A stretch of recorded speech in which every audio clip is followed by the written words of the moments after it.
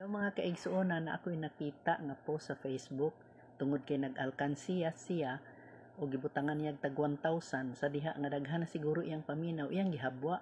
Paghabwa niya kay buslot-buslot naman iyang kwarta, di na mapuslan. So mo na giingon diri sa Matthew 6:20, pagtigom hinuon og mga bahandi alang sa inyong kaugalingon dito sa langit, diin walay taya og anay nga makakutkot niini ug walay mga kawatan nga makakawat niini. So dili ta patigumon og bahandi nga naa diri sa kalibutan tungod kay kawaton, kutkuton ra og anay. So unsaon man nato pagtigom og bahandi dito sa langit? Kana bitaw nagdawat ka ni Ginoong Hesus nga imong bugtong ug personal nga manluluwas, bahandi na nga imong gitigom dito sa langit. Kanang nagsunod ka sa pulong sa Ginoo sa iyang mga pagtulunan, bahandi na siya. Kanang dili ka dalo, manggihatagon ka, bahandi na siya nga imong gitigom dito sa langit. Dili na siya makuha, walay makakawat niya na tungod kay gisave na nimo dito sa Ginoo.